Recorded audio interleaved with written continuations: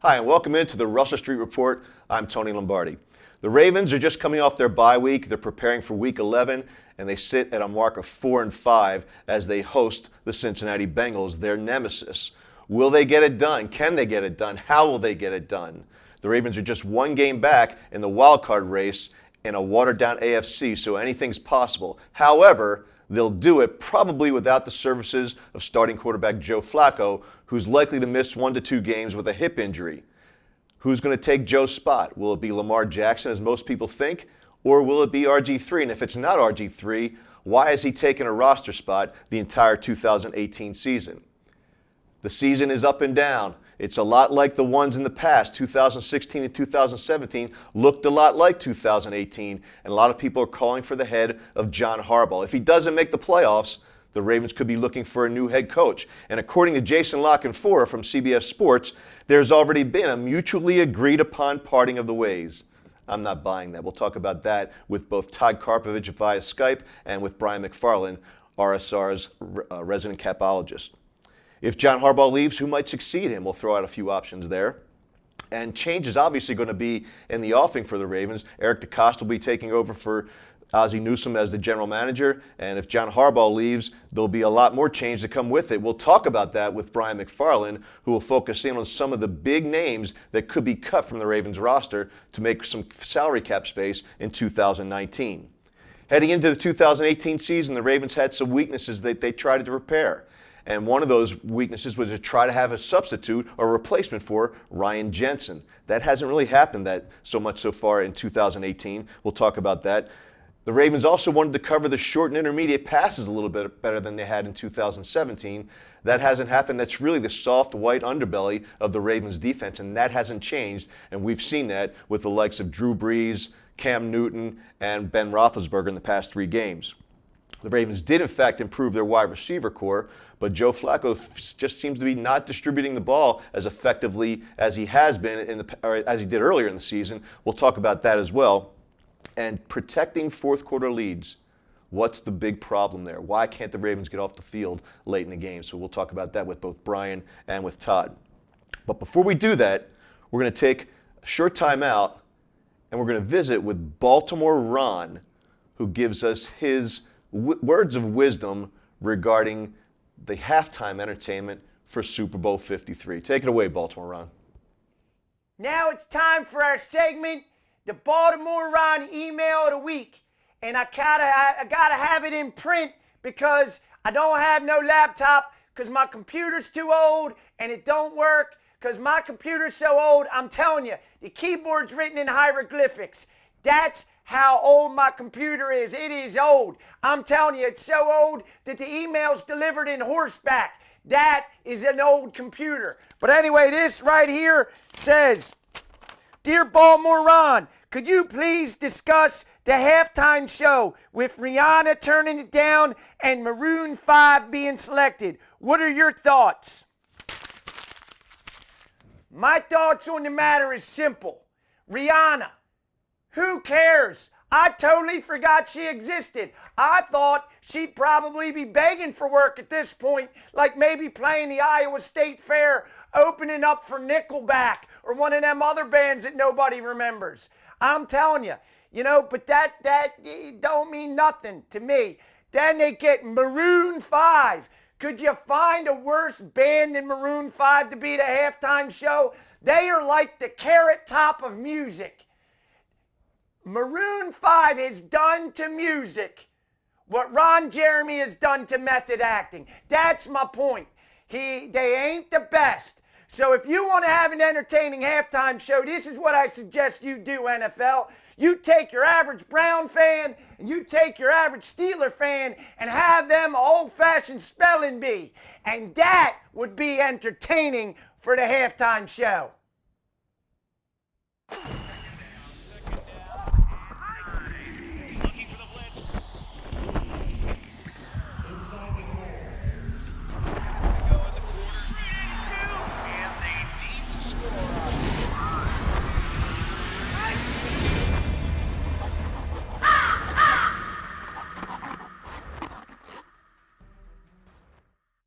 Welcome back to the Russell Street Report. I'm Tony Lombardi. I'm sure you enjoyed that segment from Baltimore Ron. He certainly brings it, and he certainly has that Baltimore flair to him. Joining us now on the Russell Street Report is Russell Street Report's beat writer, Todd Karpovich. Todd, welcome in. Thank you, Tony. Welcome. Glad to be here. So the Ravens have had a bye week, Todd, but there's been a lot of noise, a lot of things to write about, starting with John Harbaugh. And it's been said, Jason La Canfora reported that they've mutually agreed to parting of the ways at the end of the season. How do you see that? Well, I mean, the initial speculation was if the Ravens didn't make the playoffs, Harbaugh was gone. And I think that's sort of carried over. I mean, you missed the playoffs for 4 straight years. Even Steve Bisciotti, has a limit to his patience. So, but I think what Jason was trying to put out there is, if it's going to be an amicable parting of the ways, that he sort of equates it to the Andy Reid situation in Philadelphia, where it sort of ran its course. And I think you had mentioned what is the benefit of putting it out there. And maybe the Ravens want to pique the interest of some other coaches and just say, there's going to be an opening here at the end of the year.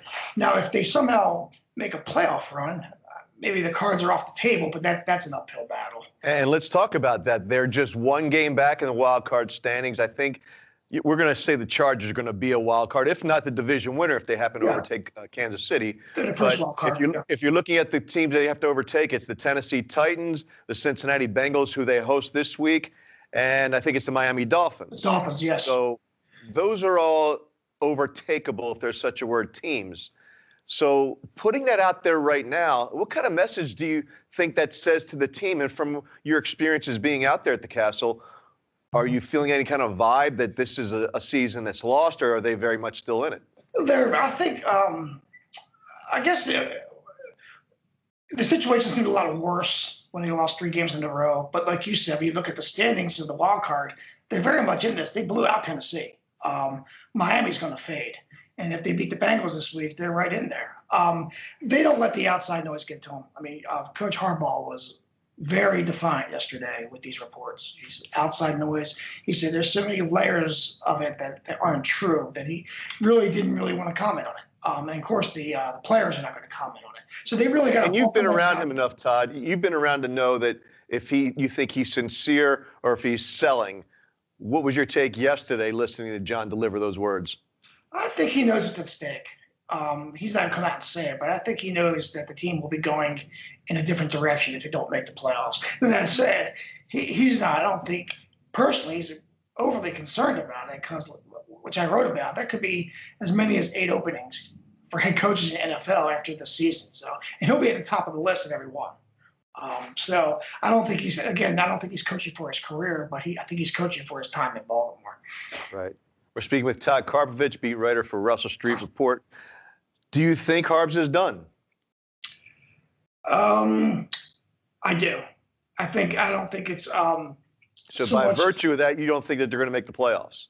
I don't. I think that they got some tough games. They got San Diego on the road. I mean, the Los Angeles Chargers on the road. They got Kansas City on the road. I still call them San Diego too.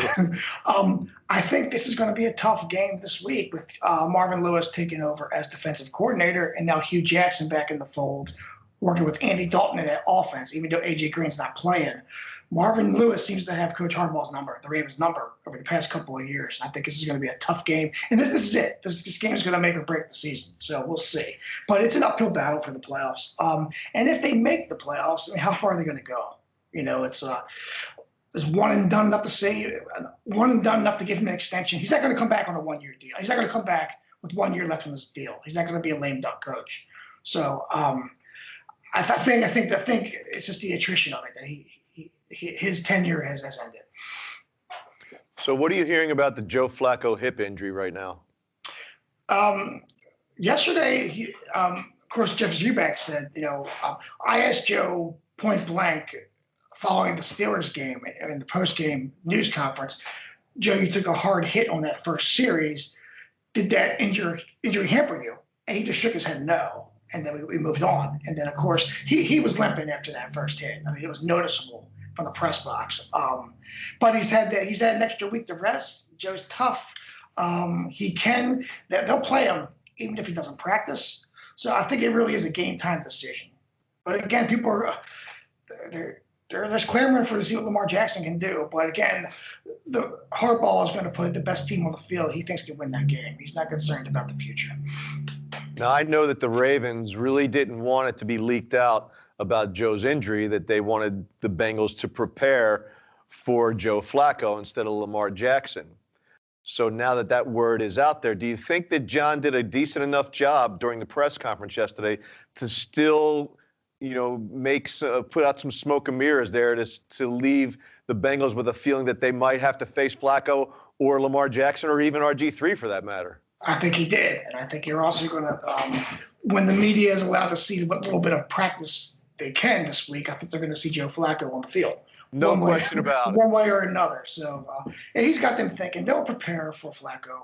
They'll do their normal defense.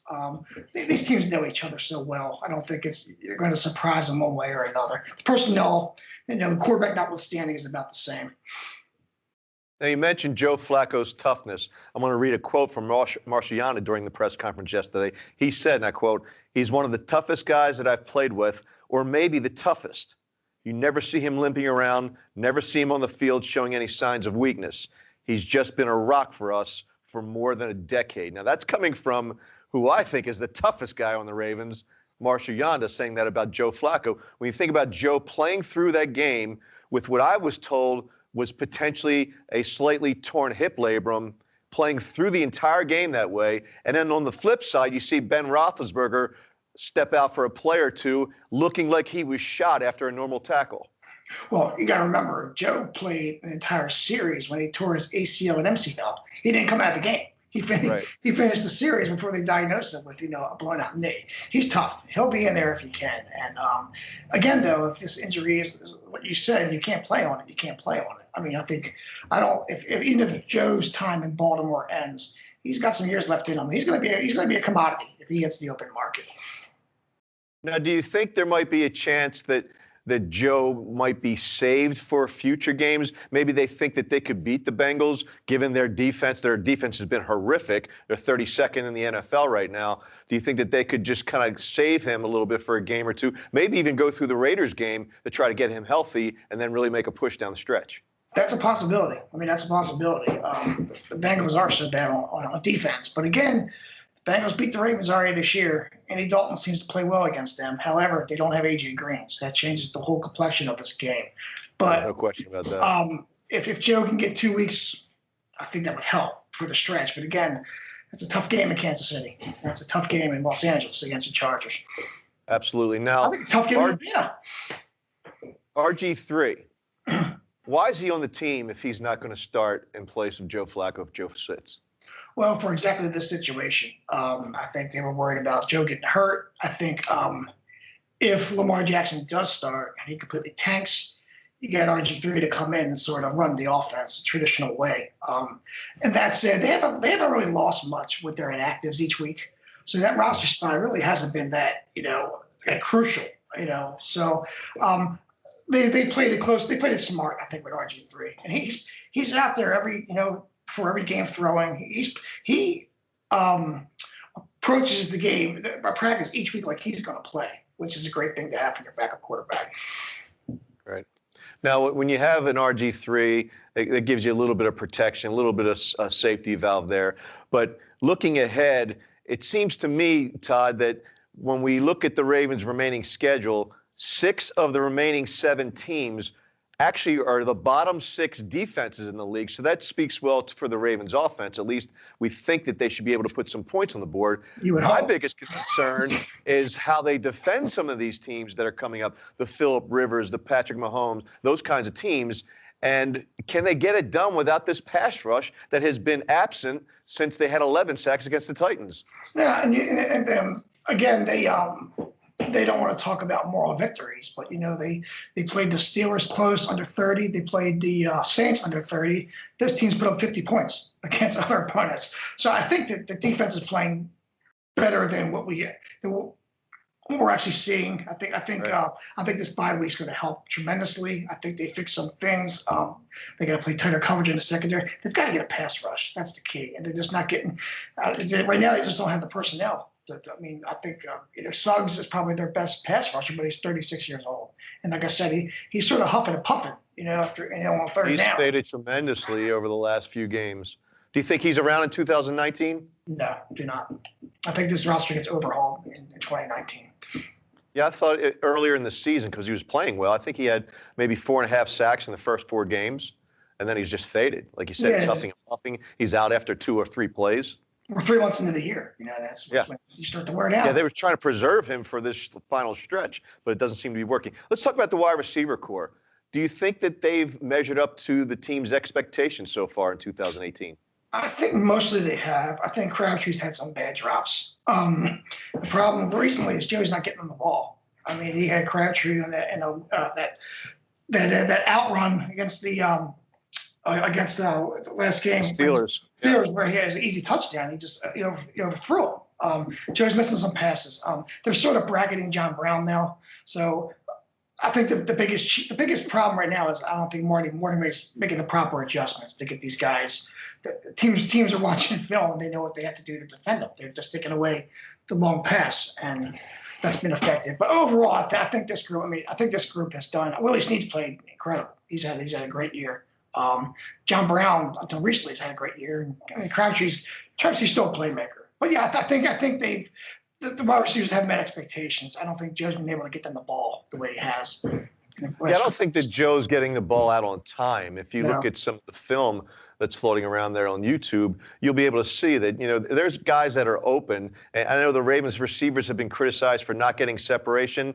It's when Joe throws them the ball that they're not separated, but I think he throws late too many times. And they also complain about the Ravens receivers' inability to get yak. And I think that's because by the time they do catch the ball, the defender's already upon them. Yeah, and Joe seems to lock into his first read. And I think part of the problem is the injuries in the offensive line. He knows he's going to get hit, even though they played pretty well, this offensive line. But Joe doesn't. He's not giving second and third reads to get these guys a chance. Yeah, and he's not able to unleash John Brown down the field either because he can't step back. 5 and 7 step drops are just not even heard of right now. That's not going to happen with the way the way teams are attacking them. Well, first things first, you can't play the rest of the season in one game. You've got to play the Bengals. So how do you see the Bengals game playing out regardless of who's at quarterback? I think this is going to be a tough game for the Ravens. I think Marvin Lewis is going to make some adjustments on defense. They're going to see a different team. I think Hugh Jackson back in there working with Andy Dalton. They're going to make some plays on offense. It's going to be a lot tougher game than people expect. And I know there is the guy got some sense of a revenge factor with Harbaugh yesterday about kind of a payback for that earlier game. So the Ravens will be motivated. I think the Ravens will play with a sense of urgency, but I think it's going to be a close game. Who wins it? See, I've been thinking Bengals in an upset, but the more I think about it, I think the Ravens 17-16, 2017 in that area, they pull it out at home. And you're a little on the fence there, Todd, but so is Vegas. I've only seen one sports book that actually has a line on this game. They favor the Ravens by 3.5 points at home. And you get 3 at home automatically. So it's a wash. Yeah. Well, there he is, Todd Karpovich, beat writer for Russell Street Report. Todd, thanks for joining us in today. Thank you, Tony. I appreciate it. Good seeing you. All right. Good seeing you. All right, we're going to take a quick time out. When we come back, we're going to sit down with Brian McFarland, Russell Street Report's capologist. We'll talk about that 2019 roster and how so many of those players currently on the team might be gone in 2019. Don't go away. Like 33rd Street was to Colt fans, Russell Street will become legendary for future generations of Raven fans. Not only is Russell Street the team's address on Sunday, it's now home to the website voted Baltimore's best 5 years in a row. You've known them as Ravens247.com for years, and now you'll love them as RussellStreetReport.com for many more. There's nothing else like it for Baltimore football fans. Trust me, RussellStreetReport.com. Baltimore's home for football 24/7. Welcome back into the Russell Street Report. I'm Tony Lombardi, now joined by our Ravens capologist for Russell Street Report, Brian McFarland. Welcome back, Brian. Thanks for having me again. Good to have you. Hey, before we get into some of the cap issues that are going to be confronting the Ravens in 2019, I wanted to get your take on a couple of big issues this week as the Ravens prepare for the Bengals. Number one being the quarterback position. You've got Joe Flacco with an injury. And there's some talk about him not being able to make it onto the field this week, although John Harbaugh is doing his best to try to skirt that issue and say that there's a chance he could play. Right.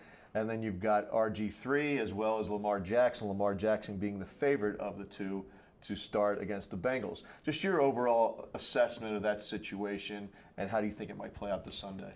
Well, because of the rumor coming out, I got to think that Flacco is truly hurt. So all those people saying that he's not hurt or those kinds of things, they're not playing games like that. They're not benching him. If he's healthy enough to play, he's going to play. I mean, I don't think there's any question about that. He's still your best option at this point. Agreed.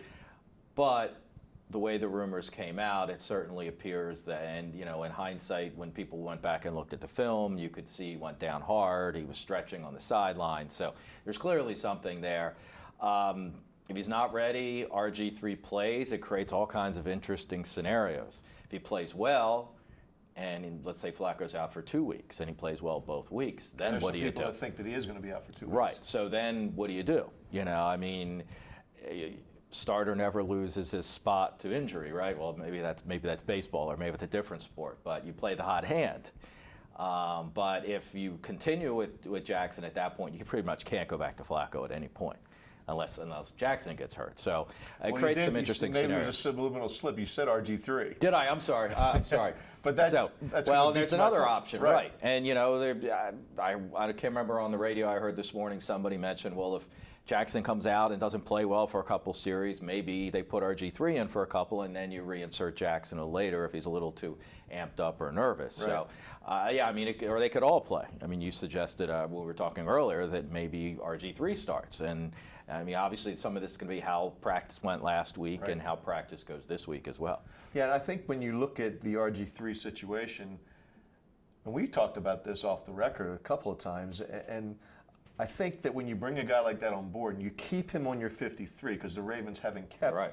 a 3 quarterback rotations, I think only twice, really. It's been a long time. In their history, maybe. And so when you have that going on and you bring back RG3, you're thinking, okay, if Joe were to go down, maybe they're thinking RG3 is the best option. But that doesn't even seem to be discussed right now. Well, and it may have been week 1, week 2, week 3 that would have been the case. And Right. maybe they're more comfortable with Lamar. Lamar's more comfortable that now they feel that they would go directly to him. Right. I mean, you got to think also, RG3 hasn't played in a real NFL game in a year and a half now.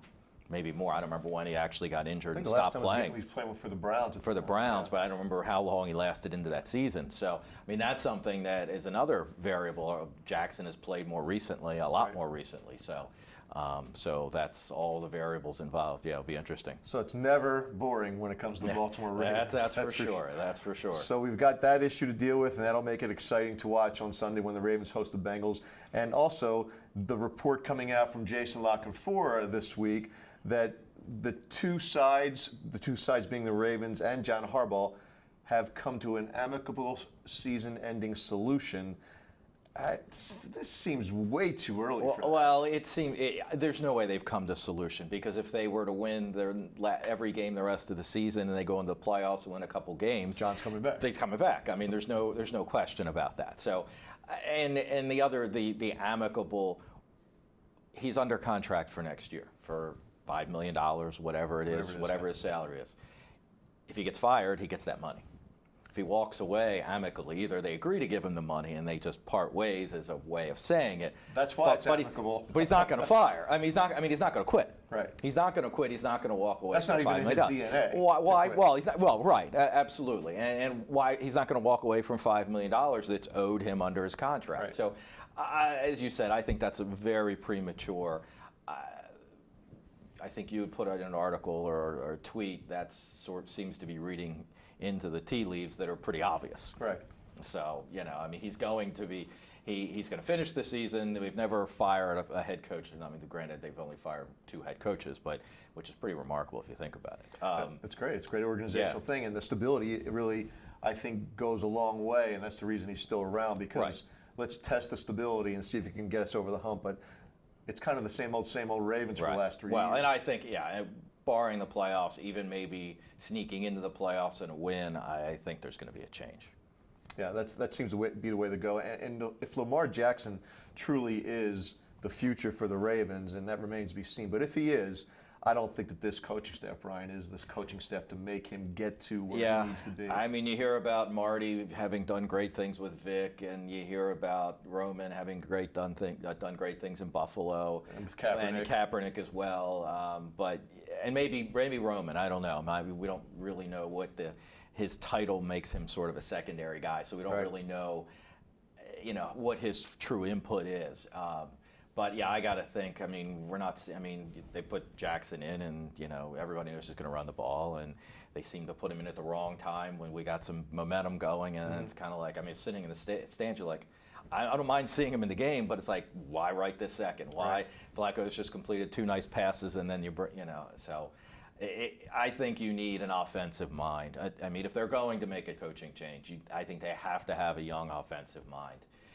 Who can hire a veteran defensive coordinator, a Chuck Pagano type or something like that. Who, I think that would really be the setup, and I think that's got to be the goal. But remains to be seen what DaCosta and company have in mind. Some other roster / cap related issues, one being the guys that are currently on injured reserve that could be coming back. Right. And it was announced this week that Maurice Kennedy was going to be one of those guys. Right. Talk a little bit about how that works, and they said it's one of 2 that they could bring back, who the other one might be. Right. Well, so that when you go on injured reserve, you can't go on injured reserve before the final cut down. So anybody was cut, or anybody that went on injured reserve during training camp, they're out. They can't come back. So really, the Ravens only had 3 real viable candidates, and that was Canada, Kenneth Dixon, who apparently has got some other issues going on, and then Willie Henry. Now, Willie Henry went on much later, more recent, so he's got a long way to wait. But they have to sit for 6 weeks. They cannot practice for 6 weeks. They cannot do strengthening and those kind of things, rehab, but they cannot practice. Once as Canada was yesterday, once they are made eligible or once they're activated, they can practice they have a 21-day window to practice. Once any time within that 21 days, well, actually there's one variable there, but within those 21 days, they can then be activated. And then they have to be placed on the 53. If they get hurt again, or they're just not ready after the 21 days is up, they stay on IR, and you've burned one of your 2 exemptions. Now, with Canada, since he went on the second week of the season, or he went on IR after the second week, you do have to sit out 8 weeks. So you can't practice for 6 weeks, but you have to sit for 8. You can't be activated. So he could not be activated this week. Okay. Week 10 would be after week 10, which is next week. He can be activated, which would seemingly be. And again, do they need a cornerback? Obviously, but he's a special teamer too. I'm sure they have something in mind. They're carrying 4 running backs right now. So that might be a place. They're carrying 9 offensive linemen. If everybody gets healthy, then that would certainly seem to be a place one of those could come from. But he's probably going to come back next week or the week after, probably. And Brian, speaking of getting healthy, Kenneth Dixon is a guy who they could probably, a healthy Kenneth Dixon would be an absolute boom for the backfield if he's on his P's and Q's. But there's a lot of noise about some other things going on. Right. And they've made the innuendos, the Ravens have, during the press conferences, that there's more going on with Kenneth Dixon than just this injury. Now, if he sits out the injury, as you just described, for the guys that are on IR after the season starts, talk about, let's say there's some PED issue again. Right. Would this be 8 weeks for him if it happens again? I believe this might, because he sat 8 weeks last year. So this he would got be a full year. My memory serves correct. He was suspended for 4, and then they tacked on another 4. But he was on IR the whole year, so it didn't matter. Right. So I believe this would be a year. And when they made the Montgomery trade, it was kind of like, well, no harm, no foul. But what about Dixon? Well, now we probably know what as you said, the innuendo. We can't do it yet. Hopefully soon. If he's ready health-wise, then there would be no reason, and they want him back, there's no reason not to. Other than once you start that 21-day practice period, I don't know this for sure because I don't recall this scenario playing out, and this rule is relatively new, but I would assume once you start practicing him and you start that window, if he got suspended during that window, my guess is you've wasted one of your 2 players you can recall. That sounds logical. And right now, Willie Henry could come, I believe it's after week 16, so he would be a playoff guy if he was healthy enough. So I don't think they want to burn this on Dixon. And now that they've acquired Montgomery, I don't know that it matters anymore, really. So there's been talk about Lamar Jackson taking over for Joe Flacco. Perhaps this is Joe Flacco's last season with the Ravens. Talk about changes in the coaching. You've got Ozzie Newsome, who's giving the reins over to Eric DeCosta. A lot of change could be happening in 2019. Yes. Let's focus in on some of the players that, Okay. Some big name players, Brian. I'll just rattle them right off. Brandon Carr, Michael Crabtree, we mentioned Flacco, Tony Jefferson, Sam Cook, Jimmy Smith, Willie Snead, Eric Weddle, Brandon Williams, Marshall Yonda. That's a lot of firepower right there and big salaries. Right. Well, those were names I listed in the article from last week. Those are the names that are bandied about. I mean, they're obviously lesser names that could be cut, but those are the guys you're going to get cap savings from. And teams don't want to cut 12 guys to create $5 million. They want to create one guy to create $5 million because it's a lot easier to replace one guy than 12 guys. So that's where a lot of those names come from. And there are a lot of guys that are later in their contracts, Yonda being one certainly, that are in the last year of their deal. So it's a lot easier to cut when the dead money is far less, because the later you get into the contract, obviously all those bonus prorations get less. So that's the variable. It's a question of how much dead money versus how much cap savings, and what the player's worth to you. And if they are starting over a bit with a new coaching staff, it may be the appropriate time to kind of take a step back from guys when you're starting over with Lamar Jackson. And it's a situation where, do you want to clean the cap up finally after all these years of kind of treading water with it and restructuring contracts and creating more problems down the road? And two of those names on that list are good examples of that, Brandon Williams and Tony Jefferson, who they've restructured twice over the last 2 years. And when you do that, those are guys you generally think are going to live up to their contracts. Well, they live up to their contracts, and because you expect them to be around, so you don't mind doing that. Those were the best candidates, too, out of a limited number of candidates, unfortunately. And it's funny how in 1 year's time, how the picture of that has changed. Brandon Williams, in my opinion, has had a very substandard year for the money he's being paid. Right. But they really can't. He's like a noose around their neck right now. He is. He's $14 million in dead money. If they cut him next year, it's pretty much a wash. That's what his cap number is. That's the dead money. There's no way they're going to cut him. Right. And there's no way they're going to trade him either. And so he's going to be here unless they really just cut everybody and did a full purge, and then they create enough space to eat that up. But they're not going to do that. I mean, they've always been a kind of a retool team, so they're going to do some cuts, but with the idea that it'll create enough cap space to bring new guys in to replace some of those guys, but ideally get younger and fresher, and maybe guys that fit more in whatever this new system might be. And I want to preface this conversation by saying this. We're going into the 10th game, week 11. Right. The last thing we really want to be doing is talking about changes in 2019. Unfortunately, the Ravens have brought this on themselves at 4-5, and with all the prospective changes in the air, DeCosta's a given. Right. Harbaugh is getting close to a given, right. and Joe Flacco the same. So, right. so you have to think there might be a complete undoing of this roster and some of these big names. And that article, I don't like writing in the middle of the in the middle of the fall. I like writing it sometime. That's what I was coming to your defense here. Sometime in December, or when it's or in January. Once it'd be great to have a bye week and then talk about the next year, in January. But but when you're at 4-5 at this point, and having lost 3 straight, that's where you are.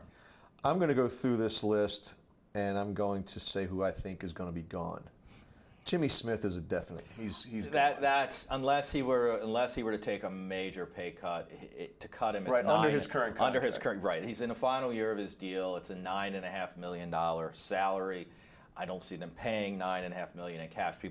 Fans don't always focus on cash sometimes either. Right. But teams don't, and we'll get to that with Flacco too. But teams don't want to pay cash for a guy that's substandard. And then you've got the issue of, it's 9.5, and so that makes 9.5 in cap savings since he's in his last year of his contract. I don't see any way he's here under those numbers. It would have to be a substantial pay cut. Now, he hasn't played well. He's coming off injuries, suspension. Mm-hmm. Could they get him to take a $3.5 million pay cut and keep him around at $6 million instead? if that might be a better option than him going somewhere else for him to maybe reestablish. I mean, those things can happen. Right, and they could. But he's on the wrong side of 30 now. Well, let's and he's a assume that these cornerback. things don't change and Right. they're not renegotiating Right. a new deal. So now I think to me, he's the easiest one. And again, it's one player, $9.5 million. Very easy. But let's stay with Jimmy Smith for a second. Let's say they could cut him next year, save $9.5 million against the cap. Right. But he agrees to that 1 year, $6 million deal. How does that affect the overall cap? Well, it would save $3.5 million. Okay. So basically, You keep him and save his $3.5. $9.5 million would go down to $6. Okay. And if it's just a 1 year pay cut, not an Right. extension or something like that, I mean, they could. I don't think they would do an extension, but if you extended him, you could lower that cap number next year more. But then you're potentially putting more problems for yourself into 2020 and 21. I think another guy who almost fits that same mold would be Eric Weddle. I agree. Weddle's $6.5 million in cap savings. Again, last year of his deal. Great leader. Seems to be a great teammate. Great company man. But, what was the play where he had his back to the ball? Was it just 3rd and 21 against the Steelers? They had the 5-yard line. Yeah, his back to the ball. He turns around, he at least knocks it down. Right. I've never seen a safety other than when he's chasing a guy down the sideline or down the middle of the field. I don't ever remember a safety 15 yards downfield with his back to the ball. On a crossover. Yeah, that seemed like that was the right call defensively. Right. He was in bad position. Right, yeah. So, and you can't have that, especially from your veteran. So I think he's a second. I think those are the two most likely, and then Flacco he's his own category, I think. Yeah, so. he is. And, we've talked about that ad nauseum, Right. really. But let's talk about another guy who, in my opinion, I don't know if you share this opinion, he's a guy I would have thought coming into 2018 was a definite cut at the end of the season, no matter what. Now I'm not so sure. His name is Brandon Carr. That's an interesting one. You get a lot of. I think he's had a good year. I mean, he's had a good year. He's dependable. He's not a superstar. Right. He's not a shutdown corner. But his cap number next year is not terrible. I believe it's $7 million for a corner. That's not bad. Do you want him guarding A.J. Green? Chasing A.J. Green around the field? No, absolutely not. But if you are cutting Smith, then that makes Carr more valuable. Now they could say, you know what, we'll save $5 million from cutting Carr and we'll go spend that on a different corner. Okay, maybe that's the approach, or maybe he takes a little less. But he's still got 2 years on his deal, so a little harder to get a pay cut then perhaps at that point. But yes, I think and again, if you're going to cut Weddle, you're going to cut Weddle, you're going to cut Smith, and you're going to cut Carr. You're taking all of your veterans pretty much, other than Jefferson, who can't be cut basically because of those restructures mentioned earlier. So you're taking all those three your starters basically out of the secondary. So I think Carr's got more of a chance to stay than a lot of people think. Another interesting one, Marshall Yanda. Yeah, that's a tough one. He's not playing poorly. The offensive line in general is playing poorly, but I don't think Yanda's playing poorly. His name keeps getting thrown around. This is his last year as well. If you're rebuilding, he's not going to be here in 3 years. So now I think he'd be more of a trade scenario, where you try to offload him. I don't think he'd be a cut per se. Obviously you got to find a trade partner, but I would think there'd be somebody, a 5th round pick, something out there that. Guards can play well into their 30s. He's well into his 30s already, but they can keep playing, and he probably has 2 or 3 more good years in him. So that would be, but it's a question of, and it's also a question of fit for the offense next year. Right. Lamar Jackson, he's more of a at his age now. At Yanda's age now, he's more of a just a mauler. You want more athletic linemen probably with Lamar, because you're going to be doing a lot of rollouts and a lot of trapping and and things. So you want your inside guys to be a little more mobile. Well, then if that's the plan, then maybe you don't need Yanda anymore. Though it's kind of hard to say that, But it is hard to say because he's a borderline, in my opinion, Hall of Fame player. Yes, and he's certainly a Ring of Honor player for the Ravens. Absolutely. So that'll be an interesting decision, but I think that goes with the Flacco and Jackson decision along. So we're talking about things to do to augment the Ravens roster in 2019 to free up some cap space so that they can do some other things with other players, most of which, or at least to start with, are some of their own. Guys like Zadarius Smith, who Right. I think has been the best defender they've had this year. Yep. Really hustling, and just the light bulbs come on for the guy. Free agency's around the Well, corner. it has a way of doing that, doesn't Yes, it? it does. So you've got him, you've got C.J. Mosley, Right. and you've got John Brown on offense. Finally, a guy who can burn a team deep, but also runs routes pretty efficiently. Right. So of those three, John Brown, Zadarius Smith, and C.J. Mosley, all of them, two of them, one of them, none of them come back. I'm going to say one. And I don't know which one. It's going to be Brown or Mosley. Okay. I think Zadarius Smith is gone. They've invested draft picks in rushers. Who knows? A first round pick, they got a prime rush candidate prospect there. They could always go for it. They've had these guys. I mean, if Zadarius Smith is going to get paid like McPhee got paid and like Kruger got paid, they're not going to pay him that. They're not going to pay him that. And you get the feeling he's going to. Right. Yes, exactly. And he's not a Suggs edge rusher. They move him around, which is great. His versatility. I'm not complaining about his versatility, but he's not a guy. He's a scheme. I think to an extent he's a scheme guy. He's a hustle guy. He's not a guy that can just like Suggs certainly in his younger days can just go out and beat the tackle. Right, like you mentioned, they have Tim Williams in the Right, offing. right. You've still got Juden under contract for Right, another year, and right. you've got Bowser who Hasn't done anything, but they'll probably draft another guy. It could be even early, depending upon the way the Right. draft falls. So I think that's what I think. I think he's the one that's easily gone. Mosley has not had a great season. He's going to be really expensive. And do you really want to pay that much on a linebacker who struggles in coverage, a middle linebacker who struggles in coverage? Just like I didn't want them to pay the money they paid Brandon Williams, I don't want them to pay it to C.J. Mosley. Right. And so then that leaves it with John Brown. Now, teams, I assume, I don't know all the X's and O's of it, but he's been very quiet the last couple of weeks. Right. I assume that's because teams are scheming to keep him, to keep him in. So that's going to be a real. They need to get a young receiver. So you've got your three guys now. Crabtree can be released for about $4.5 million. It's going to cost another $4.5 million in dead money, but it's at that balance point that it could be possible. If they re-sign Brown, I could see Crabtree going. Mm-hmm. That creates some of your cap space to re-sign Brown. So it's your trade-off. And then you draft a wide receiver in the first or second round who hopefully will be your stud for the next, however many years. So that seems to be more the plan. Snead could be cut, but he's not real expensive, and I think he really fits his role. He's of the three, Brown's the most, but I would Snead. I love his role, and I love his toughness and what he brings to the team. So Okay, I agree. So a lot of things could be happening between now and let's say April of 2019. Right. But let's talk about what's happening most immediately. That's the Ravens hosting the Bengals on Sunday at M&T Bank Stadium. How do you see that game playing out? Obviously, without knowing who's quarterbacking, it's kind of hard to say. Vegas is having the same problem. Right. Yeah. Absolutely. Is it totally off at this point? I saw one sportsbook had a 3.5 Ravens favored by 3.5. Okay. So. The Bengals always give us so much trouble. I don't, I'd rather be playing. I know we just lost to the Steelers, but I'd almost rather be playing the Steelers because we seem to match up with them better. And, defensively, I'll start with that because I don't know what to say about the offense because of the quarterbacks. Defensively, we played all right against them the first time. We had that bad quarter and a half. And A.J. Green won't play. And A.J. Green won't play, but Boyd's given us certainly troubles.